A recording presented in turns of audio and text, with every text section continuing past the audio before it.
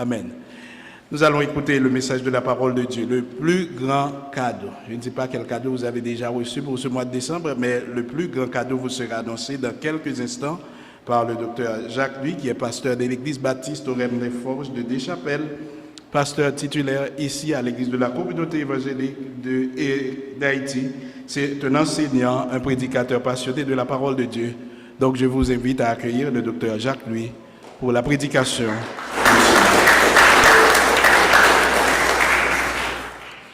Merci, pasteur Coquillon. Joyeux Noël. Oh, vous ne me répondez pas?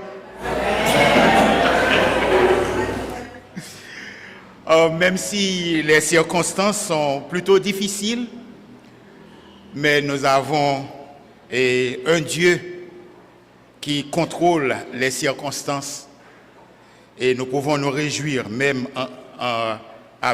ou même en dépit de ces circonstances. La première source indiquant le 25 décembre comme date de naissance de Jésus est probablement un livre d'Hippolyte de Rome écrit au début du IIIe siècle. Et la première célébration de Noël dans l'église de Rome aurait lieu le 25 décembre 336. La Bible ne fixe pas de date exacte pour la naissance de Jésus. Toutefois, dans le cadre de la sentence prononcée contre Satan, la naissance de Jésus a été annoncée par Dieu lui-même depuis Genèse chapitre 3, le verset 15. L'Éternel Dieu dit à Satan: je mettrai inimitié entre toi et la femme, entre ta postérité et sa postérité. Celle-ci t'écrasera la tête et tu lui blesseras le talon.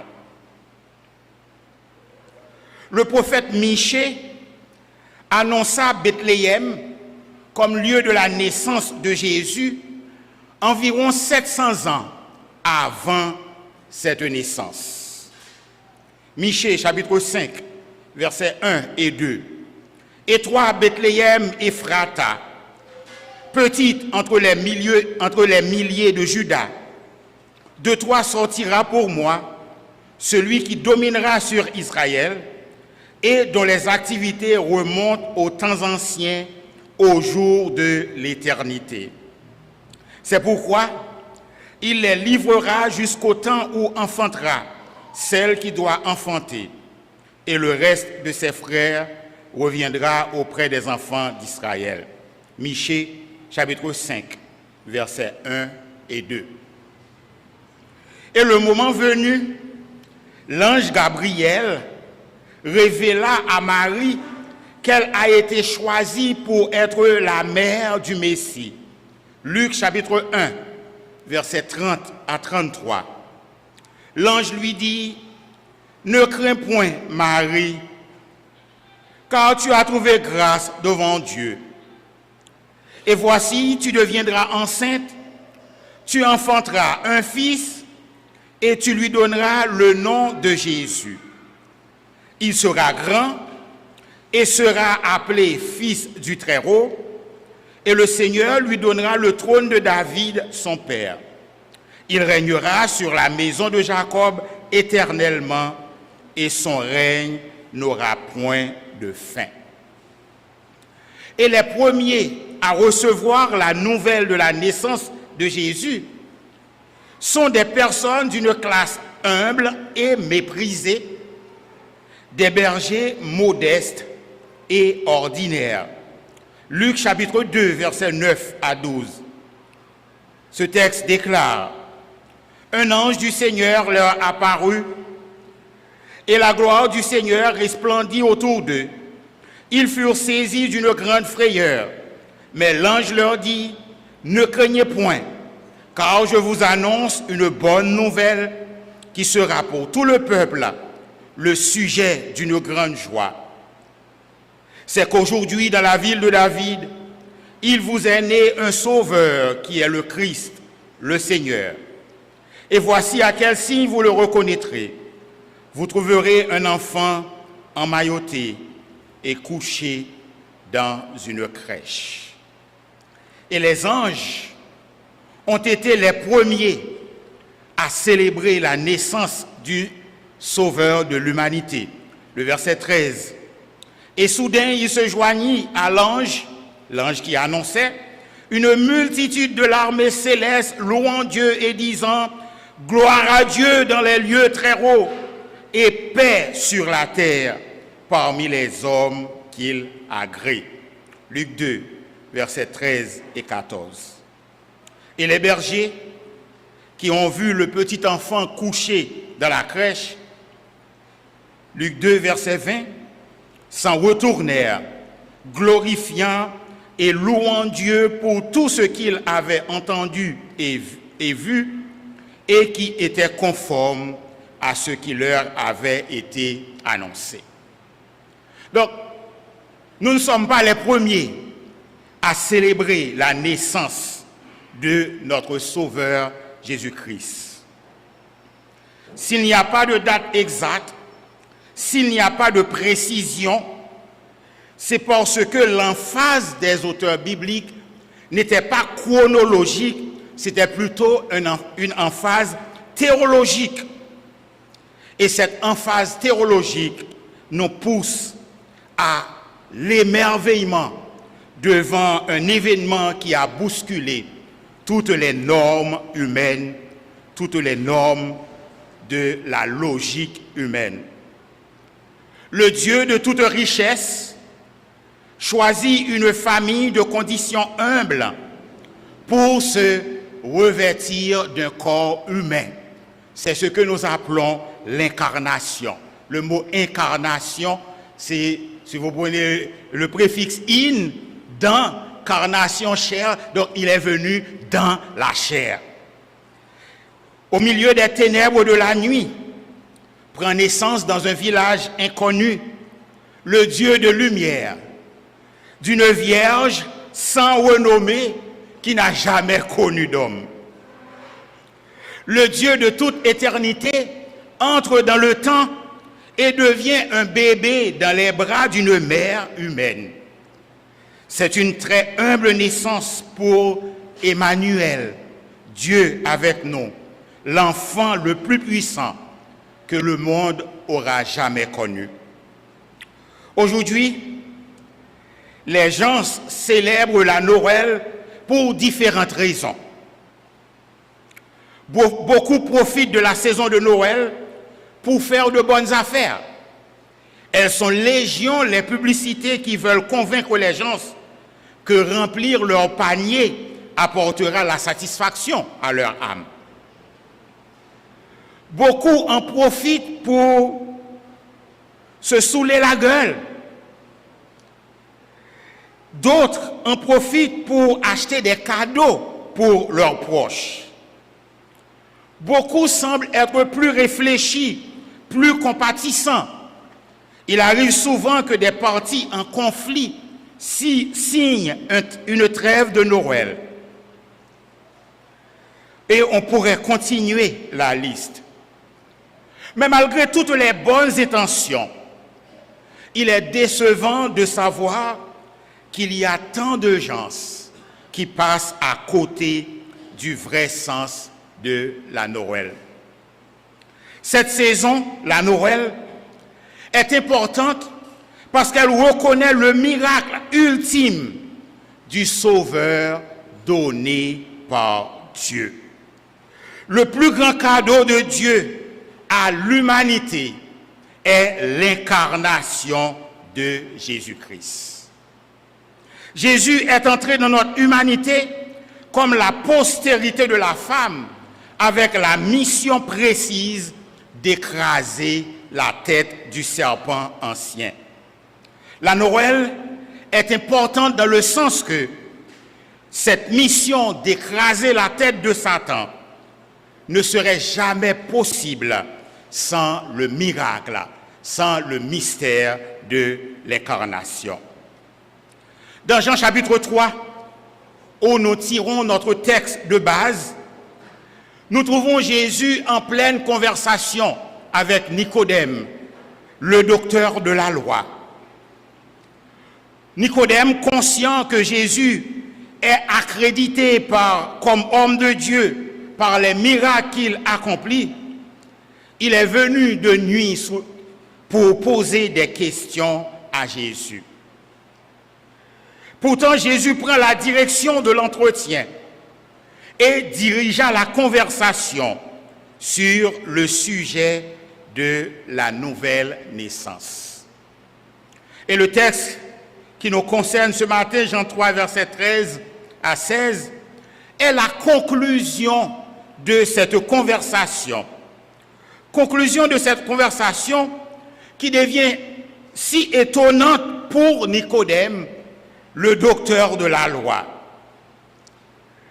Et lorsque nous lisons ce texte, nous réalisons que les connaissances de Nicodème, pharisien de son état, docteur de la loi, ces connaissances sont mises à rude épreuve. Le docteur de la loi ne pouvait pas comprendre comment un homme qui a vieilli peut encore naître de nouveau. Et comme Nicodème, nous devons admettre, quelle que soit notre connaissance, que nous n'avons pas toutes les réponses. Et puisque nous n'avons pas toutes les réponses, nous devons exercer la foi pour accepter beaucoup de vérités que nous n'arriverons jamais à comprendre dans cette partie du ciel, c'est-à-dire pendant que nous sommes encore sur la terre. Et dans Jean chapitre 3, les versets 14 et 15, nous voyons que Jésus est né pour pouvoir mourir. Jésus est né pour pouvoir mourir parce que lui-même, il le dit, il doit être élevé sur une croix, comme autrefois le serpent d'airain a été élevé sur une perche dans l'Ancien Testament, dans le désert. Il doit être élevé de la croix pour pouvoir nous guérir du venin du péché, du poison du péché. Dans Jean chapitre 3, versets 14 et 15, nous lisons « Et comme Moïse éleva le serpent dans le désert, il faut de même que le Fils de l'homme soit élevé. » Verset 15, « Afin que quiconque croit en lui ait la vie éternelle. » Il faut que le Fils de l'homme soit élevé, comme Moïse éleva le serpent dans le désert. Normalement, Jésus se compare ici au serpent d'airain de Nombre chapitre 21, les versets 5 à 11. Dans ce passage, il est rapporté que, comme Israël errait dans le désert en direction de la terre promise, ils cédèrent au découragement et à l'impatience. Ils laissèrent éclater leur mécontentement à l'égard de l'Éternel. Ils murmurèrent contre Dieu. Et pour les punir, Dieu leur envoya des serpents brûlants qui causèrent la mort d'un grand nombre des coupables. Alors, le peuple repentant, confessant son péché, vint vers Moïse, le suppliant d'intercéder pour eux. Et en réponse à la prière de Moïse, le serviteur de Dieu reçut l'ordre d'élever sur une perche un serpent d'airain. Et tous ceux qui, croyant la promesse de Dieu, contemplaient cette image du mal dont ils souffraient, furent guéris. Et Jésus dit, il faut que le Fils de l'homme soit élevé. Élevé sur la croix d'abord, et ensuite à sa résurrection, élevé dans la gloire éternelle. Lorsque nous regardons ce texte, nous estimons qu'il est un peu étonnant que Jésus se soit comparé à un serpent d'airain. sachant que le serpent est venu pour tromper l'homme, que Satan s'est servi du serpent pour pousser l'homme à pécher. Alors, nous savons aussi que ce serpent représente Satan. Mais dans le cas qui nous concerne, Jésus se compare à un serpent d'airain. En réalité, le point de Jésus, c'est que ce serpent d'airain est un substitut des serpents venimeux. Mais ce serpent n'a aucun venin. Jésus, le Fils de l'homme, est le substitut des pécheurs, mais il est sans péché. Et dans le cas du serpent d'airain dans le désert, les gens qui étaient piqués n'avaient qu'à regarder le serpent d'airain pour être guéris de leurs maux. Certaines personnes ne sont pas d'accord que le salut soit aussi facile, qu'on puisse avoir le salut tout simplement en plaçant la foi en Jésus-Christ. Et c'est exactement ce que le Seigneur est en train de nous dire. De même que les gens ont regardé le serpent d'airain et étaient guéris de leurs maux, le regard de la foi qui a délivré du venin du serpent, ce regard de la foi délivre l'homme du venin, du poison de son péché lorsqu'il se confie en Jésus-Christ. Que nous voulions l'admettre ou pas, que nous l'aimions ou pas, nous ne pouvons rien faire pour être sauvés. Nous ne pouvons pas nous sauver nous-mêmes. C'est seulement le regard de la foi. C'est seulement la foi en Jésus-Christ qui nous sauve. Alors, je dirais, permettez-moi l'expression, ce n'est pas du français. Il n'y a pas de route par bois. Alors, normalement, ce qui arrive, c'est que nous devons accepter par la foi le plus grand cadeau jamais offert à l'humanité. Ce cadeau que nous trouvons dans ce passage et qui est reporté dans Jean 3, verset 16, où l'auteur dit « Car Dieu a tant aimé le monde ». Normalement, lorsque nous lisons le texte biblique, bien entendu, c'est comme l'analyse de n'importe quel autre texte. Lorsque nous voyons car introduit en général une explication. Donc, car relie ce verset au verset précédent. C'est comme une explication de ce qu'il a dit auparavant. Il dit, car Dieu, qui Dieu? Qu'est-ce que Dieu a fait? Dieu a tant aimé. Qui est-ce Dieu a aimé? Il a aimé le monde. Et qu'est-ce qu'il a fait?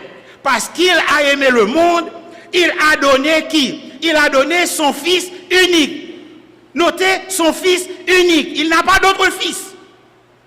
Il a donné son fils unique. Pourquoi? Afin que quiconque, est-ce que vous êtes l'un des quiconque? Quiconque, que fait quiconque? Quiconque croit en lui. Je reprends le verset. Car Dieu a tant aimé le monde qu'il a donné son Fils unique afin que quiconque croit en lui ne périsse point.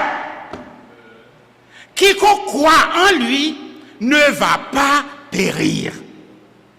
Mes frères et mes sœurs, certaines fois, c'est difficile pour nous de savoir celui qui nous a fait tant de mal, celui qui a kidnappé nos frères, qui a ruiné notre affaire, notre business, celui-là qui est en train de tuer, d'éliminer des gens, de violer, et cette personne place sa foi en Jésus, cette personne est sauvée. Imaginez un moment que Dieu nous accorde le pouvoir de décider qui va être sauvé et qui ne va pas être sauvé. Grand pile, mon a voué dans l'enfer. Et quand je dis cela, je ne suis pas en train de parler de vous, je suis en train de parler de moi aussi. Mais le texte nous dit clairement que Dieu a tant aimé le monde qu'il a donné, qu'il a fait le plus grand cadeau. Il a donné son Fils unique afin que quiconque croit en lui ne périsse point, mais que ce quiconque ait la vie, et quelle vie? La vie éternelle. La vie éternelle. Le cadeau est le plus grand cadeau parce que c'est un cadeau venant du plus grand amour possible. Et ce cadeau venant du plus grand amour possible vient du plus grand personnage de tout l'univers, Dieu. Dieu a tant aimé le monde qu'il a donné. Il a donné son Fils unique. Dieu a donné son Fils unique pour une race de pécheurs rebelles. Ce n'est pas que nous ayons un certain mérite personnel. L'apôtre Paul le dit clairement dans Éphésiens chapitre 2, les versets 8 à 10. Il dit que c'est par la grâce que vous êtes sauvés. C'est par le moyen de la foi. C'est par la grâce. Et le verset 9 dit clairement que cela ne vient pas de vous. Alors, non, le verset 8. Cela ne vient pas de vous, c'est un don de Dieu. Le verset 9, ce n'est point par les œuvres, afin que personne ne se glorifie. Nous sommes sauvés par grâce. Nous sommes sauvés par grâce. C'est vrai que lorsque nous sommes sauvés par grâce, le verset 10 dit que Dieu a préparé de bonnes œuvres pour nous afin que nous les pratiquions. Donc, nous ne faisons pas de bonnes œuvres pour être sauvés. Mais lorsque nous sommes sauvés, nous devons pratiquer de bonnes œuvres. Alors, le cadeau est grand parce que c'est un cadeau accordé au plus grand nombre possible. Lorsque Jésus-Christ est venu sur la terre, lorsqu'il est mort sur la croix, il n'est pas mort seulement pour ceux qui sont sauvés, il est mort pour le monde. Donc, le texte dit que Dieu a tellement aimé le monde. Le monde ici inclut toute l'humanité. Ce n'est pas que Dieu aime nos péchés, non. Dieu n'aime ni les péchés de l'homme, ni le système mondial impie, mais il aime tous les êtres humains. Tous les êtres humains créés à son image. Dieu a aimé le monde, ce monde déchu, ce monde pécheur, ce monde en révolte contre lui. À ce monde, il a livré, abandonné son propre fils, abandonné son unique fils pour que les méchants en fassent ce qu'ils voudraient. Le cadeau est le plus grand parce que c'est un cadeau d'une valeur éternelle. Dieu n'exige de tout homme pour qu'il ne périsse pas dans son péché et sa misère que de croire en son Fils Jésus-Christ. C'est-à-dire de mettre en lui toute la confiance de son cœur.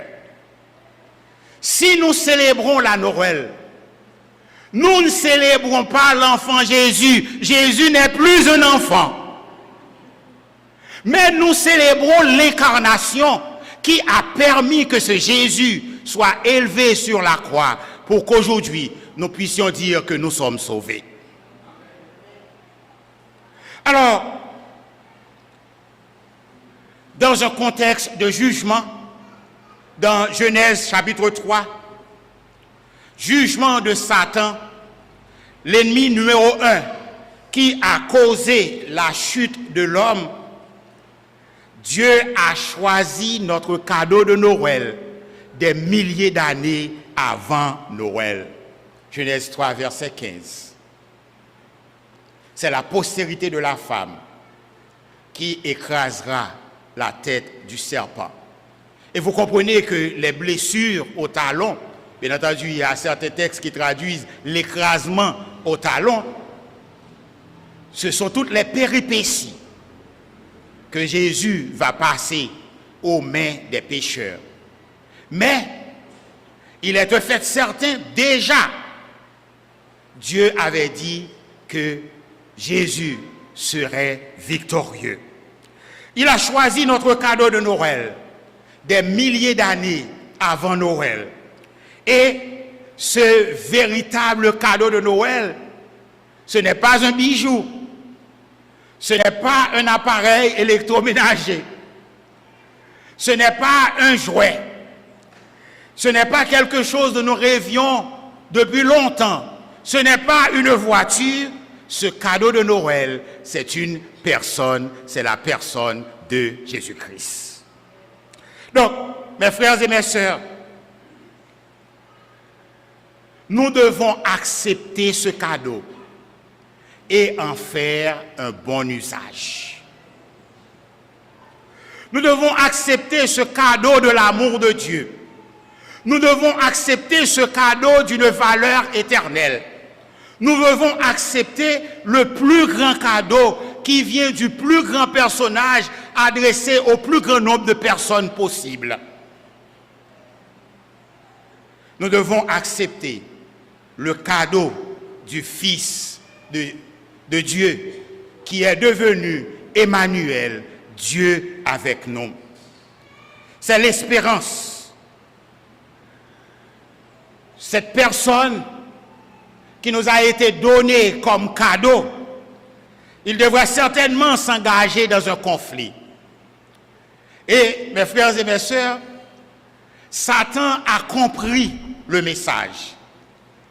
Et c'est la raison qui a poussé Satan à s'accaparer de Caïn pour tuer Abel, parce que Dieu avait promis la postérité de la femme et Abel avait une bonne relation avec Dieu, et Satan a fait l'erreur d'identifier Abel comme étant la postérité qui lui écraserait la tête. Alors il a poussé son frère à l'écraser d'abord. Mais il a fallu attendre l'arrivée de Jésus, l'arrivée du Messie, l'arrivée du Messie par cette vierge qui n'a jamais connu d'homme, pour avoir enfin la postérité qui écraserait la tête du serpent ancien. Alors, mes frères et mes sœurs, seul le Christ peut résoudre le problème de l'homme. Les hommes ne peuvent pas résoudre le problème de l'homme. Et comme dans le cas du serpent, il a fallu un homme parfait pour régler le problème de l'homme. Est-ce que nous comprenons tout par rapport à Jésus qui est 100% Dieu et 100% homme? Non, nous ne comprenons pas tout. Mais acceptons par la foi le plus grand cadeau que Dieu ait jamais donné à l'humanité. Que Dieu vous bénisse. Nous devons prendre le temps de remercier de façon publique nos deux dirigeants à qui j'avais demandé de faire une bonne gestion de l'heure. Et ils ont fait une bonne gestion de l'heure. Alors je vais faire un compliment public à nos deux dirigeants, et j'espère pouvoir faire d'autres compliments publics à nos prochains dirigeants pour une bonne gestion de l'heure. Parce que je suis je veux que l'heure soit bien gérée. Ok? Que l'heure soit bien gérée. D'accord. Alors, nous avions pratiquement tout dit par rapport au message. Et normalement, nous célébrons la Noël parce que c'est la Noël qui nous donne le miracle de l'incarnation. Et c'est l'incarnation qui nous permet d'avoir un sauveur qui peut mourir sur la croix pour nos péchés. Donc, nous célébrons la Noël parce que nous célébrons le sauveur de l'humanité, parce que nous célébrons le plus grand cadeau que Dieu ait jamais donné à l'humanité. Et si vous êtes ici ce matin ou que vous nous écoutez à travers les ondes et que vous n'avez pas encore reçu ce cadeau, je vous encourage à ne pas laisser passer cette journée sans recevoir le plus grand cadeau que Dieu ait jamais donné à l'humanité. Parce que ceux qui ne reçoivent pas le cadeau périront. Ils périront. Alors, si vous voulez comprendre beaucoup plus ce que cela veut dire, vous pouvez nous voir après le culte si vous êtes présents avec nous. Vous pouvez demander à un ami chrétien ce que cela signifie. Et nous prions que non seulement nous puissions célébrer la Noël et être présents dans le service d'action de grâce du 31 décembre et du 1er janvier en même temps, et nous puissions continuer à vivre pour Dieu. Et dans la liste des vœux, faites des vœux pour que vous soyez à l'heure à l'église et l'année prochaine. Prions le Seigneur. Éternel Dieu Tout-Puissant, nous te remercions pour toutes tes grâces envers nous. Merci pour ton amour et merci pour le cadeau de ton Fils Jésus-Christ, ton unique, que tu as donné à l'humanité, que tu as choisi pour nous des milliers d'années avant sa venue. Merci, cher Seigneur, pour le sacrifice de ton Fils Jésus-Christ, qui est mort sur la croix pour nous délivrer du poison du péché. Aide-nous, cher Seigneur, à vivre pour lui chaque jour et à célébrer chaque jour la Noël dans notre vie en vivant pour toi et pour toi seul. Pardonne-nous nos péchés, dirige nos pas, guide-nous par ton Saint-Esprit et que ta bonne main nous soutienne. Nous t'en prions, non en vertu de nos œuvres méritoires, mais au nom et par les mérites de ton Fils Jésus-Christ, lui qui vit et règne au siècle des siècles. Amen. Et maintenant, que le Dieu de Noël, le Dieu de paix, vous accorde la communion avec son Fils Jésus-Christ et la direction de son Saint-Esprit, non seulement aujourd'hui, mais pour le temps et pour toute l'éternité. Amen.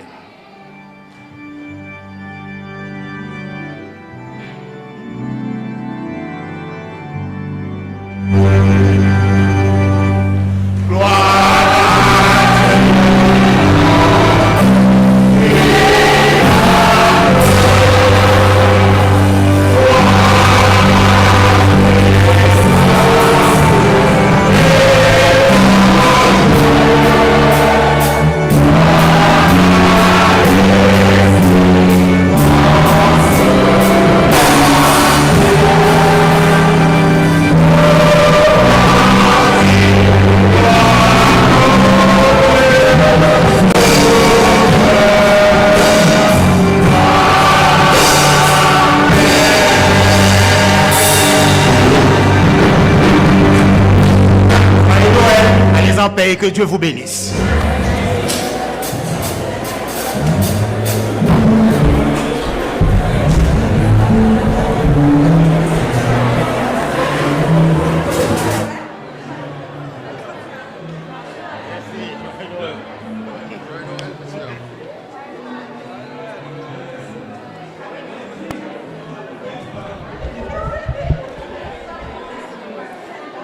Bonjour, bonjour frères et sœurs bien-aimés, joyeux Noël à vous tous. Nous avons eu notre grand service de célébration de la Noël pour célébrer le don ineffable de Dieu à tous les hommes, et selon qu'il est écrit dans la Bible, tous ceux qui veulent peuvent s'approprier de ce don que le Seigneur a fait. Il suffit de le vouloir, et sans ce don, vous n'avez pas la vie éternelle. C'est le sacrifice de Jésus-Christ qui est le seul qui puisse vous délivrer de vos péchés.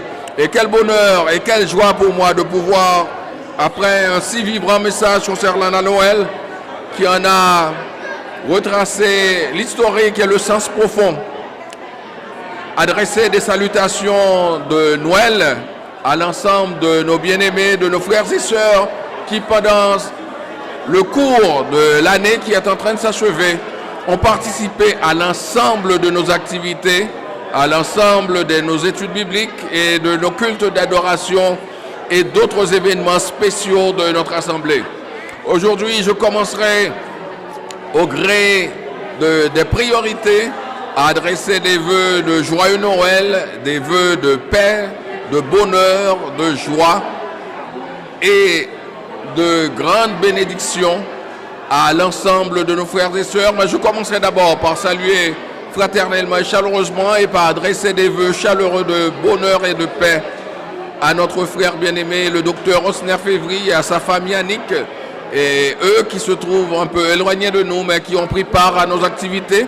Et pour vous qui avez participé au culte de ce matin, à partir du compte Facebook de Radio Télé Sentinelle Haïti, vous aurez noté que notre frère Févry était en train de passer des instructions aux ingénieurs pour la perfection de la sonorisation et pour un peu rehausser l'éclat de notre culte en montrant des images beaucoup les unes plus éclatantes que les autres et pour faire ressortir encore de manière plus prononcée l'éclat solennel de la célébration du jour.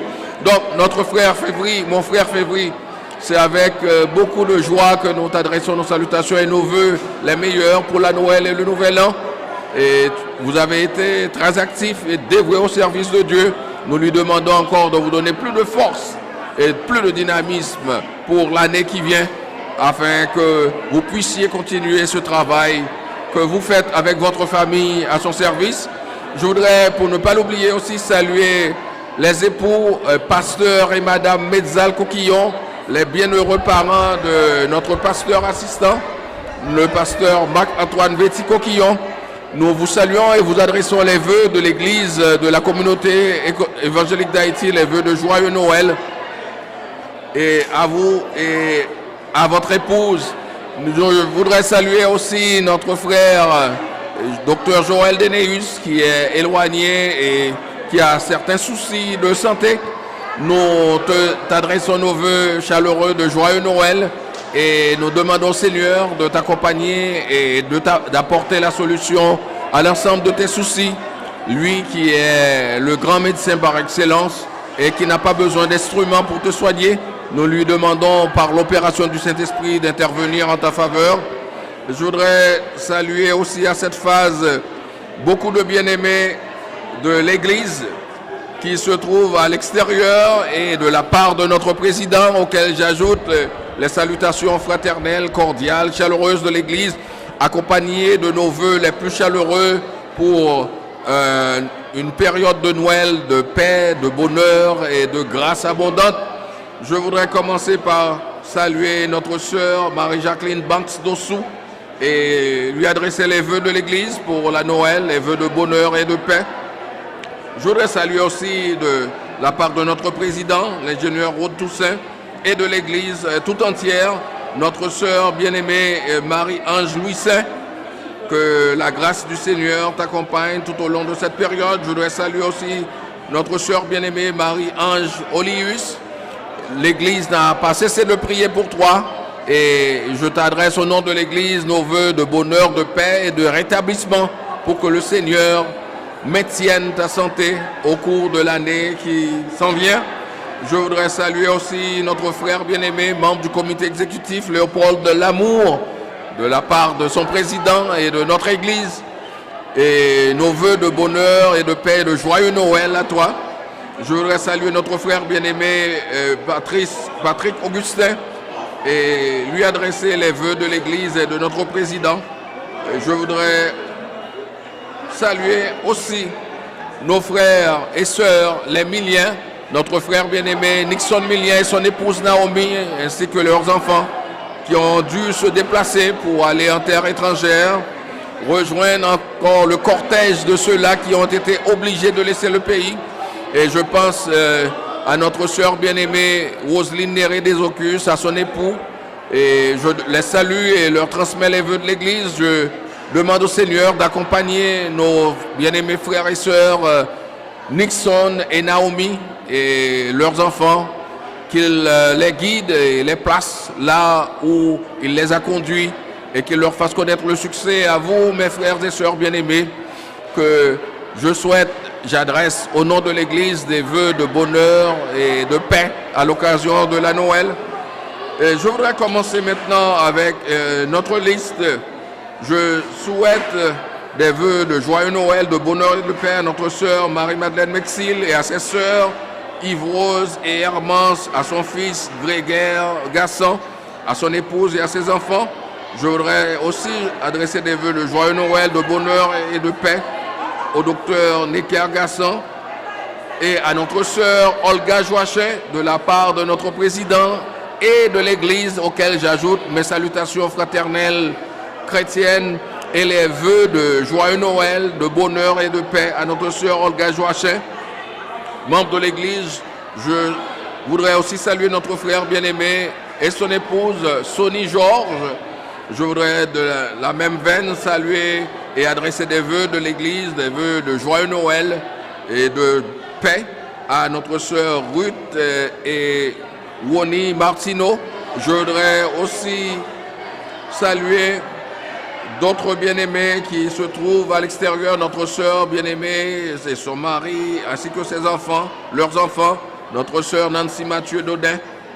Joyeux Noël et nos vœux de paix et de bonheur de l'Église de la communauté évangélique d'Haïti.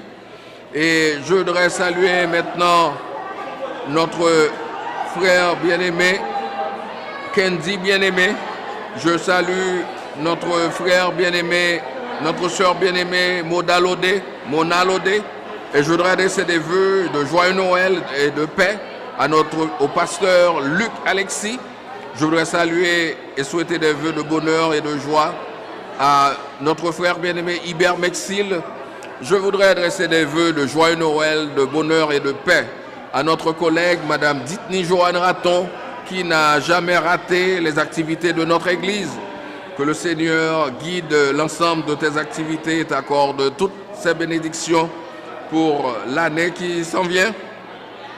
Je voudrais saluer de la part de notre sœur bien-aimée, la docteure Nancy Rachel Labécoq, et lui adresser des vœux de joie, de bonheur et de paix, de joyeux Noël, ainsi qu'à tous les membres de sa famille, à notre frère, Maître Edwin Koch, à leurs enfants, Mélissa Rachel et Samuel.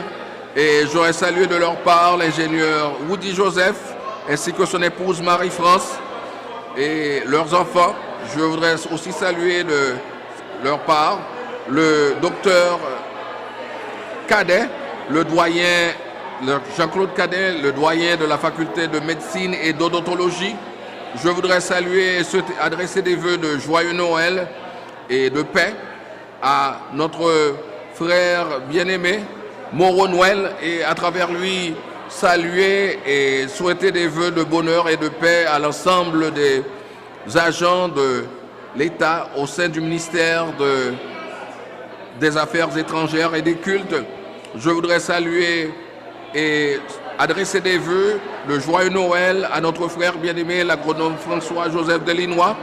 Je voudrais, dans cette même veine, adresser des vœux de joyeux Noël à notre sœur bien-aimée Gladys Jean-Louis François et à travers elle saluer tous les bien-aimés du Seigneur œuvrant au sein de la Direction générale des impôts.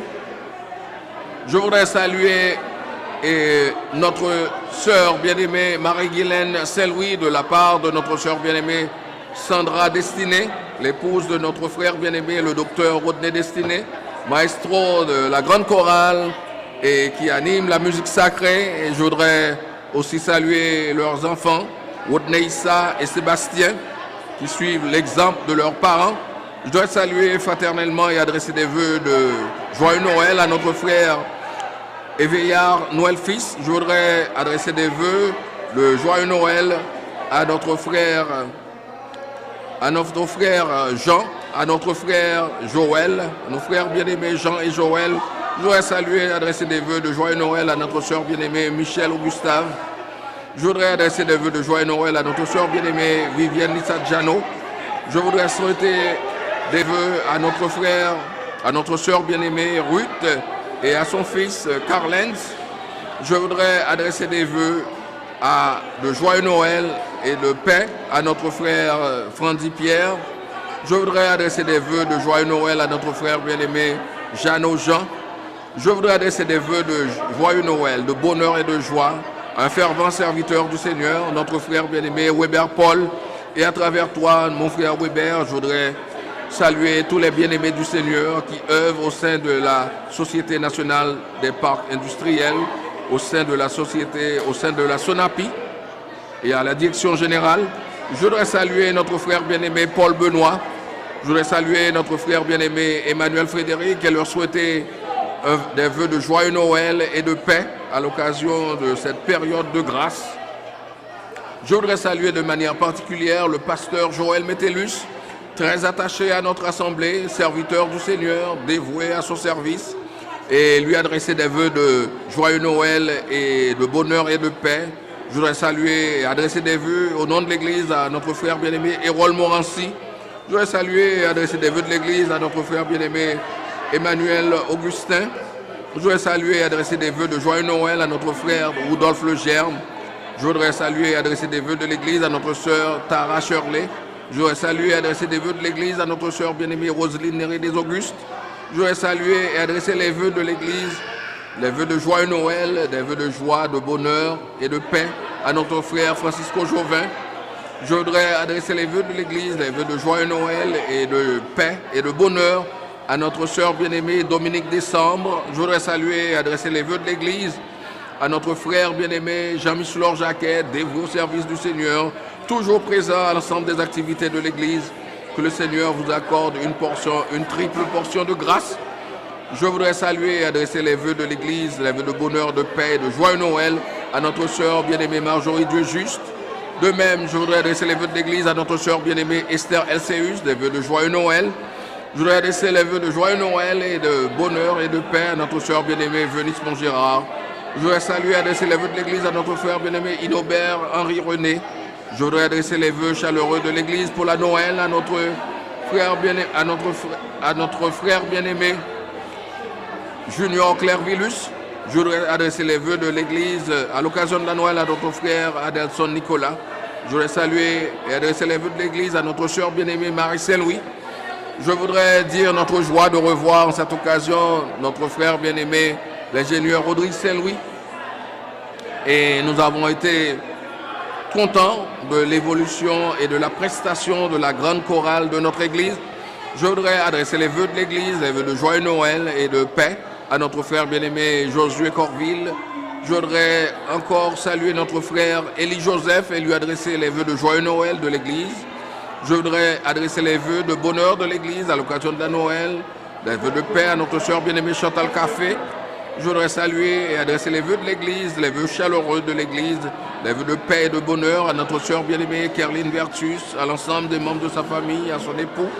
Je voudrais adresser les vœux de joyeux Noël de l'Église à notre frère bien-aimé Georges-Édouard Eugène. Je voudrais adresser les vœux de l'Église à notre sœur bien-aimée Marie-Galène Saint-Louis. Je voudrais adresser les vœux de l'Église à notre frère bien-aimé Roldy Jean. Je voudrais adresser les vœux chaleureux de l'Église à l'occasion de la Noël à notre sœur bien-aimée Myrlande Beaupère. Je voudrais adresser les vœux chaleureux de l'Église à l'occasion de la Noël à notre frère bien-aimé Larose Jean-Louis. Je voudrais adresser les vœux chaleureux de l'Église à notre sœur bien-aimée Chermine Louis-Vic Samar. Je voudrais adresser les vœux chaleureux de l'Église à notre sœur bien-aimée Oninde Étienne Collin. Je voudrais adresser les vœux chaleureux de l'Église à notre sœur Rostani Jean. Je voudrais adresser les vœux chaleureux de l'Église de joyeux Noël et de paix à notre frère bien-aimé Kepler Jean-Baptiste.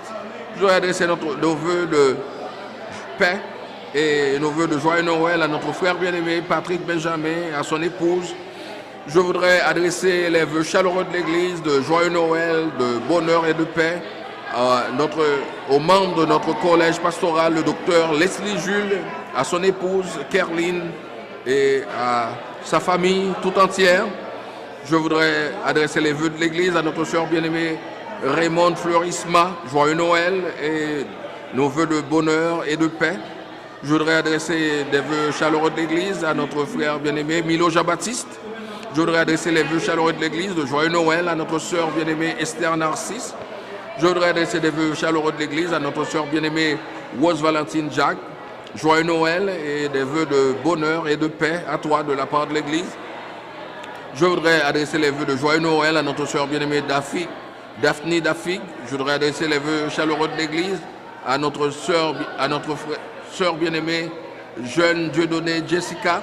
Je voudrais adresser les vœux chaleureux de l'Église à notre frère bien-aimé Fischer Narcisse. Joyeux Noël et nos vœux de bonheur, de paix et de joie. Et je ne voudrais pas laisser de côté la liste de mon frère bien-aimé Joël Deneus. Et je voudrais faire honneur à tous ceux qui figurent sur sa liste aujourd'hui et leur adresser les vœux chaleureux de joyeux Noël et de bonheur et de paix de l'Église de la communauté évangélique d'Haïti. Tout d'abord au docteur Esther Noël, à la docteure Esther Noël, notre sœur, à tous les membres de la famille Cadet et particulièrement le docteur MacArthur Cadet et le docteur Joseph Onik Cadet, notre frère docteur Enoch Augustin. Je voudrais adresser les vœux chaleureux de l'Église de joyeux Noël à notre sœur Woodline Cadet et je voudrais maintenant souhaiter des vœux de joyeux Noël et des vœux de bonheur et de paix à toute la famille de notre frère bien-aimé qui est toujours à l'écoute, un frère qui aime le Seigneur, le frère José Princius Saint-Préville, et je salue les membres de sa famille, la sœur Eveline Saint-Préville, je salue la sœur Woodline Saint-Préville, la sœur Joveline Saint-Préville, et je voudrais aussi saluer les autres bien-aimés, la sœur Osline Nazaire de la part de notre frère le docteur Joël Deneus. Je voudrais saluer aussi maître Jean-Max Samuel, je voudrais saluer le magistrat Raymond Michel, je voudrais saluer aussi le docteur Oudeline Villard, je voudrais saluer encore les bien-aimés du Seigneur qui écoutent toujours des membres de la famille Saint-Préville et je voudrais aussi saluer aujourd'hui notre frère Wilner Désir, notre frère Gary Desulmé, notre frère Gaston Saint-Fleur et je voudrais saluer la vaillante équipe de la radio Télé Sentinelle qui, au cours de ces 52 dimanches et des 52 mardis de la semaine, n'ont jamais failli à leur mission de retransmettre et de diffuser l'ensemble des activités de l'Église de la communauté évangélique d'Haïti qui ont toujours été présents à travers toutes les difficultés,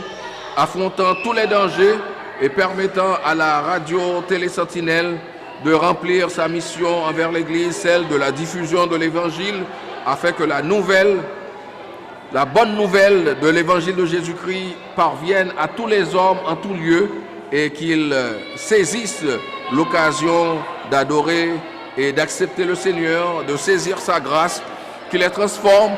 Je voudrais saluer encore notre frère André Berouette, Jean-André Berouette, qui aussi aime le Seigneur et qui l'adore en notre compagnie.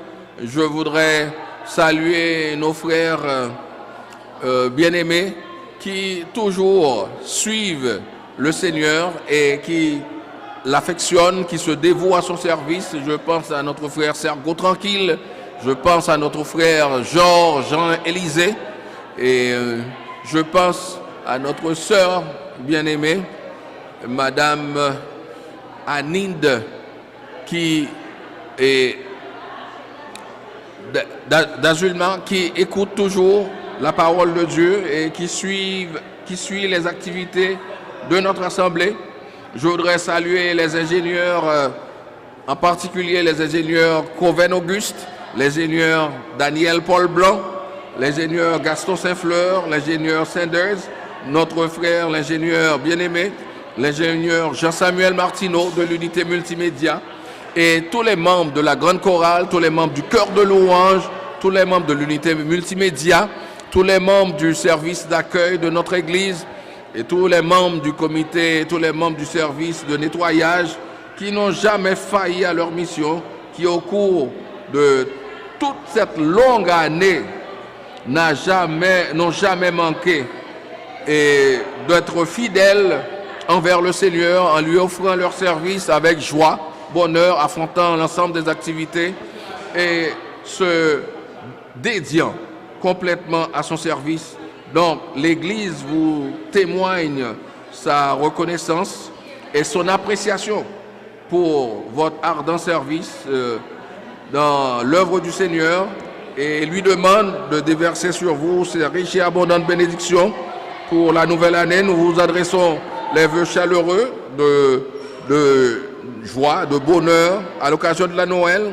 Et nous avons notre sœur Marjorie Dieu juste que nous avons déjà salué, tout cela, les internautes qui se sont branchés pour suivre notre service. Nous saluons fraternellement et chaleureusement et nous adressons des vœux chaleureux de bonheur, de paix et de joie à notre sœur bien-aimée Magali Malia Augustin. Nous saluons notre sœur encore une fois, Marie-Madeleine Mexil. Nous saluons nos frères et sœurs bien-aimés Yves Ruth et nous leur adressons les vœux chaleureux de l'Église à l'occasion de la Noël, des vœux de bonheur et de paix.